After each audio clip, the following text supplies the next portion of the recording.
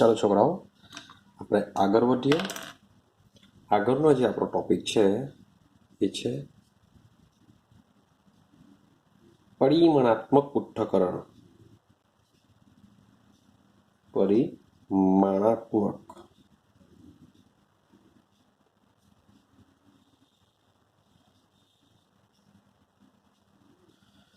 તો બહુ સીધો સિમ્પલ ટોપિક છે. આ બી તમારે એઝ અ VSQ માટે આને રેડી કરવાનો છે. આખો ટોપિક એમ પૂછાવાનો નથી. તો સમજો, પરિમાણાત્મક પૃથ્થકરણનો મતલબ શું થાય. તો જ્યારે આપણે ગણતરીઓ કરીએ છીએ ત્યારે ગણતરી કરતી વખતે એના જે એકમો છે તો એ એકમોમાં એક એકમને બીજા એકમમાં ફેરવવા માટે લખીએ છીએ આપણે કે એક એકમ પદ્ધતિને બીજી એકમ પદ્ધતિમાં ફેરવવા માટેની પદ્ધતિને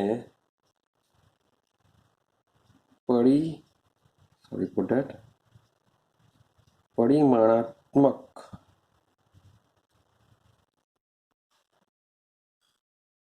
પૃથ્થકરણ કહે છે. ક્લિયર થાય છે? આ જે પરિમાણાત્મક પૃથ્થકરણ છે એનું બીજું પણ નામ આપવામાં આવ્યું છે, જેને કહેવામાં આવે છે અવયવ ચિહ્નિત. અવયવ ચિહ્નિત પદ્ધતિ પણ કહેવામાં આવે છે, અથવા એકમ અવયવ પદ્ધતિ પણ કહે છે. તો એને 3 નામ આપવામાં આવ્યા છે. મીન્સ કે આપણે યાદ એટલું જ રાખવાનું છે કે મારી પાસે માની લો કે મીટર હોય, મીટરમાં મારે સેન્ટીમીટરમાં જવું હોય, ઇંચનું મારે મીટરમાં જવું હોય, ઇંચનું મારે સેન્ટીમીટરમાં જવું હોય, લીટરનું મારે સેન્ટીમીટરમાં જવું હોય, તો એક એકમને આપણે બીજા એકમમાં જે રૂપાંતર કરીએ છીએ તો એના માટે વપરાતી પદ્ધતિને ક્યાં પરિમાણાત્મક પૃથ્થકરણ કરો, અવયવ ચિહ્નિત પદ્ધતિ કહો કે એકમ અવયવ પદ્ધતિ કહો, તો એના માટે આ પદ્ધતિઓ વપરાય છે. ક્લિયર છે? હવે કેવી રીતના કરીશું તો સેમ એઝ અ તમારી બુકમાં જે એક્ઝામ્પલ લીધેલા છે એની જ આપણે વાત કરીએ. ચાલો એક્ઝામ્પલ તરીકે તમને આપેલો છે, માની લો કે ધાતુનો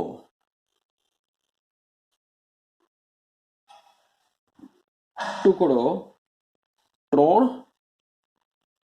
ઇંચ લાંબો છે, તેની સેન્ટીમીટરમાં લંબાઈ બરાબર ખાલી જગ્યા. આવી રીતના પૂછાશે. મીન્સ કે તમને એકમ આપ્યો છે ઇંચ, એનું કન્વર્ઝન કરવાનું છે સેન્ટીમીટરમાં. બરાબર એક જ સમજી લેજો, બધા જ તમને આવડી જશે. માટે સમજો, ઇંચ આપેલું છે અને કન્વર્ઝન કરવાનું છે આપણે સેન્ટીમીટરની અંદર.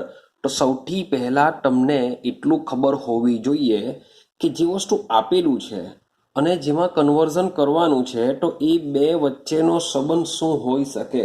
એ બે વચ્ચેનો સંબંધ તમને કોઈ પણ હિસાબે આવરવો જોઈએ, અથવા તો તમારે કોઈ બી હિસાબે યાદ રાખવાનું છે.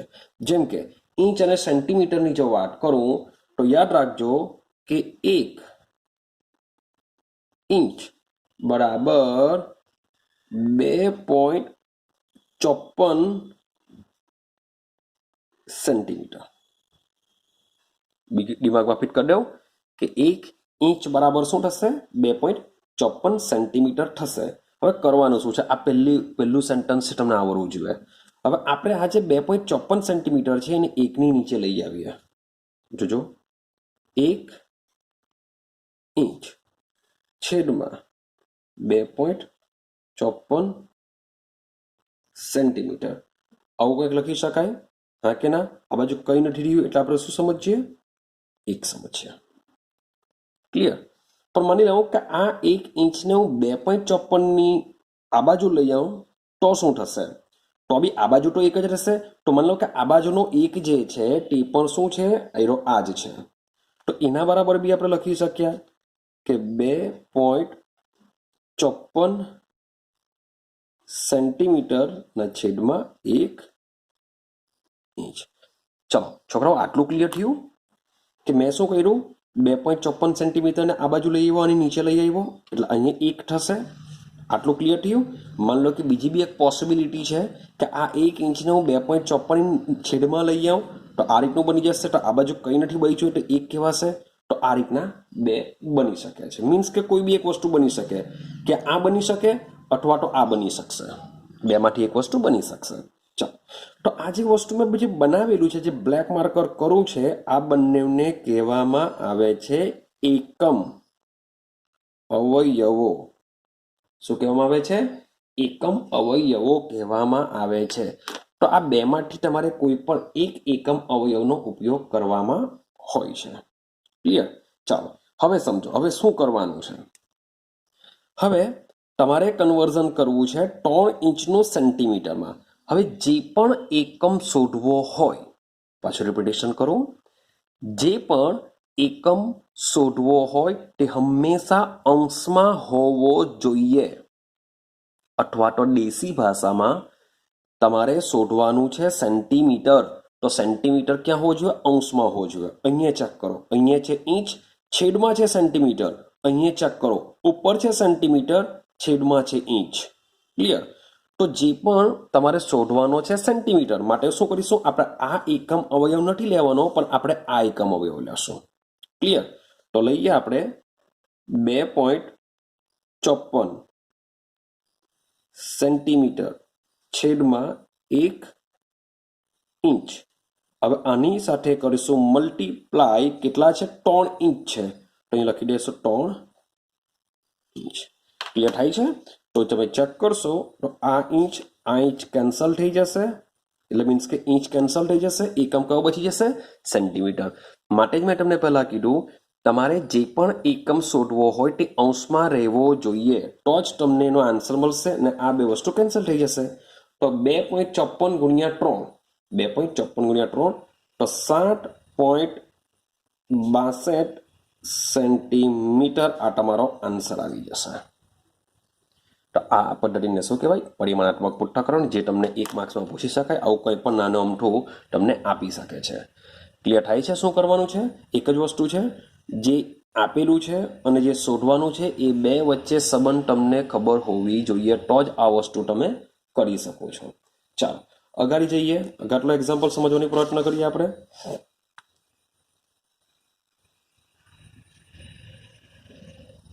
એક જગમાં 2 લીટર દૂધ છે. આપેલું છે એક જગ છે, એ જગમાં કેટલું દૂધ છે? 2 લીટર દૂધ ભરેલું છે. હવે દૂધનું કદ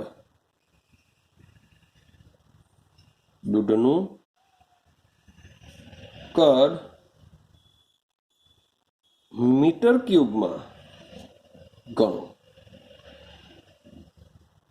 ચાલો, તો આ રીતના ક્વેશ્ચન આપેલો છે કે એક જગમાં 2 લીટર દૂધ છે ને દૂધનું કદ મીટર ક્યુબમાં, મીન્સ કે લીટરમાંથી જવાનું છે મીટર ક્યુબની અંદર. યાદ કરો, અગાડી આ એક કન્વર્ઝન આવી ગયું છે, લીટર અને મીટર વચ્ચે સંબંધ ધરાવતું સમીકરણ. તો શરૂઆત કરીએ. તો સૌથી પહેલા તમને લીટર અને મીટર વચ્ચે શું છે, શું મીન્સ કે એકબીજામાં રૂપાંતર છે એ તમારે યાદ રાખવું પડશે. તો એક કન્વર્ઝન આવી ગયું કે 1 લીટર બરાબર 1000 સેન્ટીમીટર ક્યુબ. જે આપણે અગાડી કદ ભણીને આવ્યા એ કદમાં આવી જાય છે કે 1 લીટર બરાબર કેટલા થાય છે? 1000 સેન્ટીમીટર ક્યુબ. ચાલો, આ તો એક કન્વર્ઝન થયું. આ તો લીટરનું સેન્ટીમીટરમાં આપેલું છે. ક્લિયર? મારે તો મીટર ક્યુબમાં શોધવું છે. તો ભાઈ શું સેન્ટીમીટર અને મીટર વચ્ચે કોઈ સંબંધ ખરો? તો ભાઈ છે. શું છે? તો લખીએ આપણે, 1 મીટર બરાબર શું થાય છે? 100 સેન્ટીમીટર હોય છે. તમને આઈડિયા છે જ કે 1 મીટર બરાબર શું થાય? 100 સેન્ટીમીટર થાય છે. ક્લિયર છે? તો 1 લીટર બરાબર 1000 સેન્ટીમીટર ક્યુબ, ને સેન્ટીમીટરનું પછીથી આપણે શું કરીશું? મીટર ક્યુબમાં કન્વર્ઝન થઈ શકે છે. તો 1 મીટર બરાબર 100 સેન્ટીમીટર. તો શરૂઆત અહીંયાથી કરીએ આપણે. ક્લિયર છે? 1 metre is equal to 100 centimetre. અહીંયાથી શરૂઆત કરીએ. તો ભાઈ આ 100 ને એની જો નીચે લઈ આવો તો શું થઈ શકે? હવે તમે વિચારો કે પેલા જે બે એકમ હોય, ચાલો બનાવી દઈએ બંને એકમ હોય. તો 1 મીટરના છેદમાં 100 સેન્ટીમીટર મીન્સ કે આને જો અહીંયા લઈ આવો તો આની જગ્યા 1 થાય, અથવા આને જો આ બાજુ લઈ જાઓ તો શું થઈ શકે? 100 સેન્ટીમીટર છેદમાં 1 મીટર. ક્લિયર છે? આઈડિયા આવી ગઈ? ચાલો હવે સમજો. હવે અહીંયા આપેલું છે સેન્ટીમીટર ક્યુબ. અહીંયા શું છે? સેન્ટીમીટર ક્યુબ છે. એનો મતલબ એમ થાય કે મારે પણ અહીંયાના જે સેન્ટીમીટર છે એને શું કરવું પડશે? સેન્ટીમીટર ક્યુબમાં કન્વર્ઝન કરવું પડશે. રેડી? બીજી એક વસ્તુ યાદ રાખવા જેવું, મારે કયો એકમ લાવવો છે? મીટર લાવવો છે. તો મીટર ક્યાં હોવો જોઈએ? અંશમાં હોવો જોઈએ. મીન્સ કે આપણે આ એકમ અવયવનો ઉપયોગ કરીશું, આનો ઉપયોગ કરીશું નહીં. આઈડિયા આવે છે? એ તમને ખબર પડતી હોવી જોઈએ. મારે એકમ લાવવો છે મીટર ક્યુબ, તો મીટર ક્યાં હોવું જોઈએ? અંશમાં હોવું જોઈએ. માટે હું આને કાઢી નાખું છું. આનો શું કરાવે? ક્યુબ કરા. ક્યુબ કરા તો મને અહીંયા સેન્ટીમીટર ક્યુબ થઈ જશે. સેન્ટીમીટર ક્યુબ થઈ જશે ને એમ બી મારે મીટર ક્યુબમાં જ શોધવાનું છે. તો આનો ક્યુબ કરી દઉં છું. તો ક્યુબ જો કરીએ તો શું થશે? 1 મીટર છેદમાં 100 સેન્ટીમીટરનો ક્યુબ ઇઝ ઇક્વલ ટુ 1 નો ક્યુબ. ક્લિયર છે? ચાલો, 1 નો ક્યુબ 1 જ થશે, પરંતુ એકમ થઈ જશે 1 મીટર ક્યુબ છેદમાં. હવે સમજો 100 ગુણ્યા 100 ગુણ્યા 100 શું થશે? 100 ગુણ્યા 100 ગુણ્યા 100 ત્રણ વખત લખવા પડશે ને આપણે. 100 ગુણ્યા 100 ગુણ્યા 100 તો એકની બાજુમાં મીંડા કેટલા થવાના? 6 મીંડા થવાના. માટે લખી શકાય 10⁶ સેન્ટીમીટર ક્યુબ. 1 નો ક્યુબ કેટલો થશે? 1 જ થશે. ક્લિયર છે? તો આપણે એકમ અવયવને આ રીતના કન્વર્ઝન કરી દીધું. હવે સમજો, હવે 1 લીટર બરાબર કેટલા છે? 1000 સેન્ટીમીટર ક્યુબ છે. 1 લીટર બરાબર 1000 સેન્ટીમીટર ક્યુબ છે. પણ આપણી પાસે તો કેટલા છે? 2 લીટર દૂધ છે. તો માટે આપણે શું કરીશું? આની સાથે 2 ગુણી દેશો. અથવા તમે મૂકી શકો 1 લીટર બરાબર 1000 સેન્ટીમીટર ક્યુબ, માટે 2 લીટર બરાબર કેટલા? તો 2 ગુણ્યા તમે કરવાના. તો આ જે વસ્તુ છે, હવે સમજો આપણે કઈ લખીએ તો 2 ગુણ્યા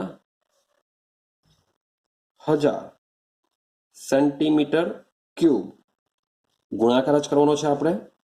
1 મીટર ક્યુબ છેદમાં 10⁶ સેન્ટીમીટર ક્યુબ. હવે ચેક કરીએ આપણે તો ભાઈ આ સેન્ટીમીટર ક્યુબ શું થશે? કેન્સલ થશે. હવે સમજો આના 3 મીંડા ને આની બાજુમાં પણ એકની બાજુમાં 6 મીંડા હશે, એટલે સમજી લો કે આના 3 મીંડા અને અહીંયાના 3 મીંડા કેન્સલ થશે. તો રહેશે શું? ઉપર રહેશે 2, એટલે આ તો કેન્સલ થવાનું છે. આની સાથે ઉપર રહેશે 2, 1 મીટર ક્યુબ છેદમાં 10⁵. ક્લિયર થાય છે? હવે આનો મતલબ શું થાય? તો 10⁵ છે તેને જો ઉપર લઈ જાઉં તો એનું કન્વર્ઝન થઈ જશે -3 ની અંદર, અને આન્સર આવી જશે તમારો મીટર ક્યુબ. તો ચેક કરો, તમારો આન્સર આવી ગયો છે 2 ગુણ્યા 10⁻³ મીટર ક્યુબ. ક્લિયર થાય છે? તો બહુ સિમ્પલ વસ્તુ છે, ખાલી તમને કન્વર્ઝન જ આવડવું જોઈએ. ચાલો, હજી એક તમને કન્વર્ઝન આપેલું છે, લાસ્ટ છે, તેને આપણે સમજી લઈએ, પછી આપણે આગળ વધીએ. તો શું આપેલું છે સમજીએ. 2 દિવસની સેકન્ડ કેટલી થાય? 2 દિવસની સેકન્ડ કેટલી થાય? આવો કોઈ સમથિંગ ક્વેશ્ચન છે કે 2 દિવસની સેકન્ડ કેટલી થાય, તો મીન્સ કે દિવસનું કન્વર્ઝન આપણે સેકન્ડમાં કરવાનું છે.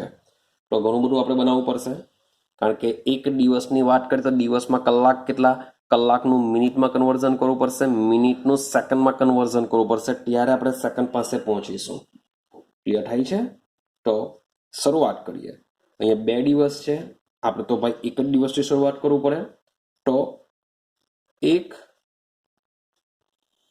દિવસ બરાબર 24 કલાક. આઈડિયા નહીં આવ્યો તો ઘડિયાળ સાઈડ એકવાર જોઈ લેજો, ખબર પડી જશે કે એક દિવસ હોય તેમાં કેટલા કલાક હોય. હા, પાછા ઘડિયાળ સાઈડ જોશો સર એમ જ કે સર માટે 12 જ છે, તો ભાઈ 2 વખત રોટેશન પામશે, સવાર અને સાંજ. સવાર અને રાત, સાંજ બી નહીં કહેવાય, સવાર અને રાત. તો એક દિવસ બરાબર કેટલા થવાના? 24 કલાક થવાના. એક દિવસ બરાબર 24 કલાક. ચાલો, હવે મારે રાખવું છે શું? મારે રાખવાનું છે સાને. તો આપણે એકમ અવયવ પહેલા બનાવી જ દઈએ. તો એક દિવસ છેદમાં 24 કલાક બરાબર 1 થઈ શકે, અથવા તો 24 કલાક છેદમાં 1 દિવસ થઈ શકે. ચાલો, એવું સમજો કે ભાઈ મેં દિવસનું કલાકમાં કરી નાખ્યું, મારે તો સેકન્ડ સુધી જવાનું છે. હવે સમજો 1 કલાક પર જઈએ. 1 કલાકની મિનિટ કેટલી? તો ભાઈ 1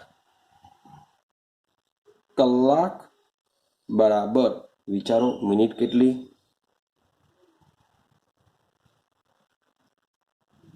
60 મિનિટ. 1 કલાક બરાબર કેટલી થશે? 60 મિનિટ. મારે આનું કન્વર્ઝન કરો પાછા કે 1 કલાક ના છેદમાં 60 મિનિટ ઇઝ ઇક્વલ ટુ 1. આના ઇઝ ઇક્વલ ટુ શું થશે? 60 મિનિટ છેદમાં 1 કલાક. ચાલો, આ કન્વર્ઝન બી કર્યું. આ તો હજુ મિનિટમાં કન્વર્ઝન થયું, આપણે બાજુમાં લખીએ. આ તો હજુ મિનિટમાં થયું. હજુ બી આગળ જઈ શકીએ કે ભાઈ 1 મિનિટ બરાબર 60 સેકન્ડ હોય છે. તો આનું કન્વર્ઝન કરીએ. 1 મિનિટના છેદમાં 60 second is equal to 1 is equal two 60 સેકન્ડના છેદમાં 1 મિનિટ.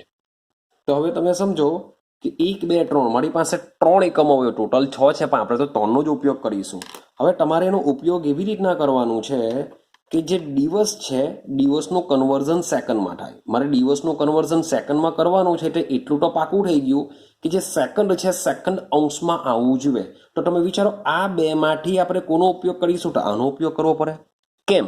કારણ કે એમાં સેકન્ડ ક્યાં છે? અંશમાં છે. તો માટે સમજી લેવું કે હું અહીંયા આ લખી જ દઉં છું, 60 સેકન્ડના છેદમાં 1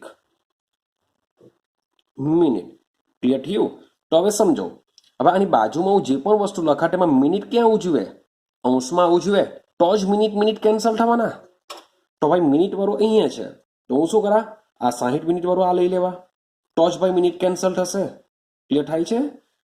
તો 60 મિનિટના છેદમાં 1 કલાક. આ 60 મિનિટ કેન્સલ થવાની, તો આ બાજુ એવું કલાક. તો ભાઈ મારે કલાક મીન્સ કે આમાંથી એવું લેવું પડશે કે જેમાં કલાક અંશમાં આવે. તો ભાઈ આ આપેલું જ છે 24 કલાક. તો આની સાથે કરીએ આપણે 24 કલાક છેદમાં 1 દિવસ. ચલો, હવે દિવસ વાળું આવ્યું, પણ યાદ કરો તમને કેટલા દિવસ આપેલા છે? ભાઈ 2 દિવસ આપેલા છે, માટે આની સાથે ગુણ્યા હું શું કરા? 2 દિવસ. ક્લિયર થાય છે? તો આ રીતના તમે જોશો તમારું સમીકરણ બની જશે. જોજો, હવે આ દિવસ કેન્સલ થશે, આ કલાક કેન્સલ થશે, આ મિનિટ કેન્સલ થશે, અને તમને તમારો આન્સર મળી જશે. બીજું બી એક ઓબ્ઝર્વેશન કરો છો, નીચે બધા એક જ રહેશે. જો એક જ રહે તો ઇઝીલી તમે આન્સર શોધી શકો છો. તો હવે કરવાનું શું છે? 2 ગુણ્યા 24 ગુણ્યા 60 ગુણ્યા 60 ને સેકન્ડ રહેશે સેકન્ડ. તો મીન્સ કે તમારા 2 દિવસનું કન્વર્ઝન શું થઈ જશે? સેકન્ડમાં થઈ જશે. તો એનો આન્સર 1,72,800 સેકન્ડ ક્લિયર થાય છે. તો આ રીતના એક એકમને આપણે જે બીજી એકમમાં કન્વર્ઝન કરીએ છીએ તેને એકમ અવયવ પદ્ધતિ અથવા તો પરિમાણાત્મક પૃથ્થકરણ પદ્ધતિ અથવા તો અવયવ ચિહ્નિત પદ્ધતિ તરીકે ઓળખે છે. આઈ હોપ સો તમને આઈડિયા આવી ગઈ હશે. થોડીક પ્રેક્ટિસમાં તમને હું એક્ઝામ્પલ આપી દેવા જેથી તમને ઇઝીલી સોલ્વ અને કરી શકો. ચાલો હવે આપણે થોડુંક થિયરિટિકલ પર જઈએ, નેક્સ્ટ ટોપિકને સમજવાનો પ્રયત્ન કરીએ. ચાલો હવે નેક્સ્ટ ટોપિકની વાત કરીએ તો નેક્સ્ટ ટોપિક છે આપણો મજાનું છે, થિયરીમાં આવી શકે છે, તો તમારે કરવાનું છે રાસાયણિક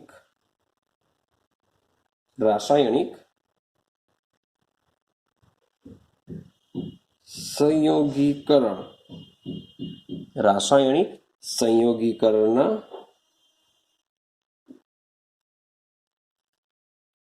નિયમો. ચાલો હવે આને આપણે સમજવાનો પ્રયત્ન કરવાનો છે. રાસાયણિક સંયોગીકરણના નિયમો શું છે આ? તો સમજો, જ્યારે બે કે તેથી વધુ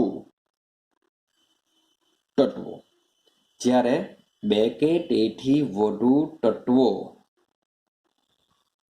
ના સંયોગીકરણથી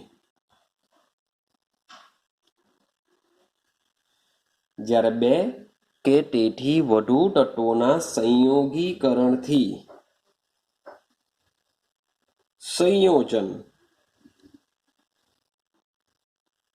બને છે જે 5 નિયમોને અધીન હોય છે. અને સમજો શું કહેવા માંગે છે. કહેવા એવું માંગે છે કે જ્યારે કોઈ પણ બે તત્વો અથવા 2 થી વધુ તત્વો એકબીજા સાથે જોડાઈને સંયોજન બનાવતા હોય તો આ જે સંયોજન બને છે એ સંયોજન માટે એવું સમજો કે 5 રૂલ્સ એન્ડ રેગ્યુલેશન છે. માની લો કે અમારી પાસે હાઇડ્રોજન તત્વો, બીજો હાઇડ્રોજન તત્વો આ એકબીજા સાથે સંયોજાઈને H2 બનાવ્યો. તો આ H2 કેવી રીતના બન્યો, શું થવું જોઈએ, તો એના માટેના 5 રૂલ્સ એન્ડ રેગ્યુલેશન આપેલા છે. માન લો કે મારી પાસે H2 છે, મારી પાસે O2 છે, બે વચ્ચે પ્રોસેસ થઈને બનશે H2O. તો બે જુદા જુદા તત્વો એકબીજા સાથે જોડાઈને જે પાણી બનાવ્યું, તો આ પાણી કેવી રીતના બન્યું, શા માટે બન્યું, તો એના માટેના 5 રૂલ્સ એન્ડ રેગ્યુલેશન તમારે સમજવાના છે. ક્લિયર થાય છે? જેને આપણે કહેવામાં આવે છે રાસાયણિક સંયોગીકરણના નિયમો. રાસાયણિક સંયોગીકરણના નિયમો તરીકે આપણે એને ઓળખીએ છીએ. તો પહેલો પોઈન્ટ જોઈએ આપણે. ચાલો, પહેલો પોઈન્ટ છે દર સંચયનો નિયમ. ચાલો પહેલા પોઈન્ટની વાત કરીએ. પહેલો પોઈન્ટ છે આપણો દર સંચયનો નિયમ, અથવા તમે એને દ્રવ્ય સંચયનો નિયમ બી કહી શકો. દરની જગ્યાએ મે બી તમે દ્રવ્ય શબ્દ બી બોલી દેશો તો પણ ચાલશે. તો દર સંચયનો નિયમ અથવા દ્રવ્ય સંચયનો નિયમ. ચાલો, નિયમ બહુ અઘરો છે, તમારે યાદ રાખવું પડશે. નિયમ શું છે યાદ રાખજો. આ નિયમ મુજબ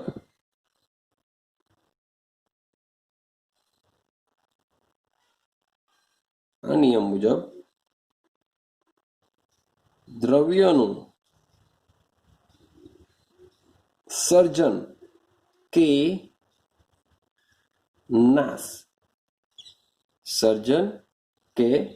નાશ થઈ શકતો નથી. બુકમાં વિનાશ શબ્દ આપેલો છે, વિનાશ બી લખશો તો પણ ચાલશે, સેમ જ છે બંને. તો આ નિયમ મુજબ દ્રવ્યનું સર્જન કે વિનાશ શક્ય નથી. આપણે બી સેમ વિનાશ લખી દઈએ, તમને પ્રોબ્લેમ નહીં થાય. તો દ્રવ્યનું સર્જન કે વિનાશ થઈ શકતો નથી અને દ્રવ્ય સંચયનો નિયમ કહેવાય. બસ આટલો જ નિયમ છે કે દ્રવ્યનું સર્જન કે વિનાશ શક્ય નથી. તો સમજો, એક એક્ઝામ્પલ આપું તમને. માની લો કે મારી પાસે છે H2, મારી પાસે છે H2, મારી પાસે છે O2. આ બંને એકબીજા સાથે પ્રક્રિયા કરીને બનાવે છે પાણી. ક્લિયર? તો અહીંયા કેટલા છે? 2. અહીંયા બી 2. અહીંયા 2 ઓક્સિજન છે, અહીંયા એક જ ઓક્સિજન છે, માટે હું અહીંયા શું કરા? 2 મૂકી દેવા. 2 ને 2 4. તો અહીંયા 2 મૂકી દીધા. તો તમે વિચાર કરો, ટોટલ હાઇડ્રોજન કેટલા? અહીંયા 4. ઓક્સિજન કેટલા? 2. તો આમાં બી તમે જોવા જશો તો 4 હાઇડ્રોજન છે, 2 ઓક્સિજન છે. તો કેવા શું માંગે છે કે તમારે આ જ્યારે તત્વો એકબીજા સાથે પ્રક્રિયા કરે છે તેનું કંઈ નવું, આ બે સિવાય કંઈક નવું નથી બની શકતું અને આ બેનો વિનાશ પણ શક્ય નથી. મીન્સ કે જ્યારે માની લો કે બીજું કંઈ લઈ લઈએ આપણે. માની લો કે મારી પાસે HCl છે, મારી પાસે NaOH છે.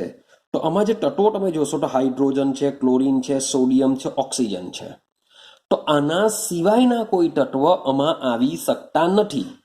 અને આમાં જેટલા પણ તત્વો છે એ જ તત્વો તમને તમારી નિપજમાં જોવા મળશે. એટલે કહેવા માંગે છે કે કોઈ દ્રવ્યનું સર્જન પણ નથી થતું અન્ય કોઈનું, અને સાથે સાથે જે છે તેનો વિનાશ પણ શક્ય નથી. મીન્સ કે આ બે વચ્ચે પ્રોસેસ થાય તો બનશે શું? NaCl વત્તા પાણી. તો Na Cl Cl, H H2b છે, OB છે. તો આના સિવાયના તત્વો કોઈ તમને નિપજમાં જોવા મળતા નથી અને આ જેટલા તત્વો છે એ તત્વોનો વિનાશ પણ થતો નથી. તો આ નિયમને કહેવામાં આવે છે દ્રવ્ય સંચયનો નિયમ અથવા દર સંચયનો નિયમ. શોર્ટ એન્ડ સિમ્પલ, શરૂઆતમાં જે પ્રક્રિયકો છે એ પ્રક્રિયકોમાં જે તત્વો હોય તે જ તત્વ તમને નિપજમાં જોવા મળશે.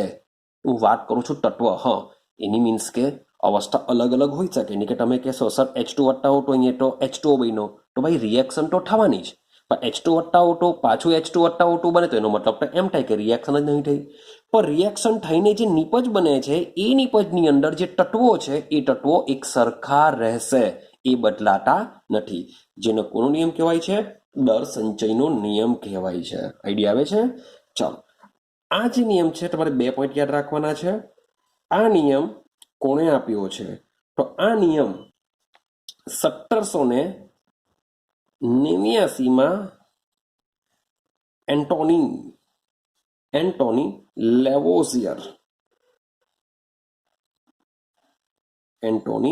લેવોઝિયર આ વૈજ્ઞાનિક છે જેના નિયમ આપ્યો છે. એ બી યાદ રાખવાનું છે કે દર સંચયનો નિયમ કયા વૈજ્ઞાનિકે આપ્યો? તો એન્ટોની લેવોઝિયરે આપેલો છે. હવે આ જે નિયમ છે, લાસ્ટ પોઈન્ટ તમારે યાદ રાખવાનું છે કે આ નિયમ કેવી રીતના શોધાયેલો છે? તો એન્ટોની લેવોઇઝિયરે ઘણા દહન પ્રક્રિયાઓના અભ્યાસને આધારે આ નિયમ આપ્યો છે. બસ આ 3 જ પોઈન્ટ લખવાના છે. જો તમને દર સંચયનો નિયમ પૂછાય તો, મે બી પૂછાય તો 2 માર્ક્સમાં પૂછાય તો તમારે એની વ્યાખ્યા લખવાની છે કે આ નિયમ મુજબ દ્રવ્યનું સર્જન કે વિનાશ શક્ય નથી. આ તમારે આવું કઈ રિએક્શન એવી કંઈ બતાવવાનું નથી, એ તો માત્ર મેં તમને સમજાવવા પૂરતું જ આપેલું છે. તો દ્રવ્યનું સર્જન કે વિનાશ થઈ શકતું નથી. આ નિયમ એન્ટોની લેવોઇઝરે 1789માં આપેલો. કેવી રીતના આપેલો? તો દહન પ્રક્રિયાઓના અભ્યાસને આધારે આ નિયમ આપવામાં આવ્યો છે. ક્લિયર છે? બસ તમારે આના સિવાય બીજું કંઈ પણ લખવાનું નથી. ચલો બીજા નિયમ પર જઈએ. બીજો નિયમ શું છે? તો બીજા નિયમની વાત કરીએ. બીજો નિયમ છે નિશ્ચિત પ્રમાણનો નિયમ. ચાલો હવે સેકન્ડ નિયમની વાત કરીએ. હવે સેકન્ડ નિયમ ચાલુ કરવા કરતા પહેલા હું તમને કહી દઉં કે વિડીયો ગમે ત્યારે સ્ટોપ થઈ શકે છે, માટે આપણે એક કામ કરીએ કે આટલે સ્ટોપ કરી દઈએ. ફરીથી એક બીજો વિડીયો સ્ટાર્ટ કરું છું જેમાં આ ટોપિકને આપણે કન્ટિન્યુ કરીએ.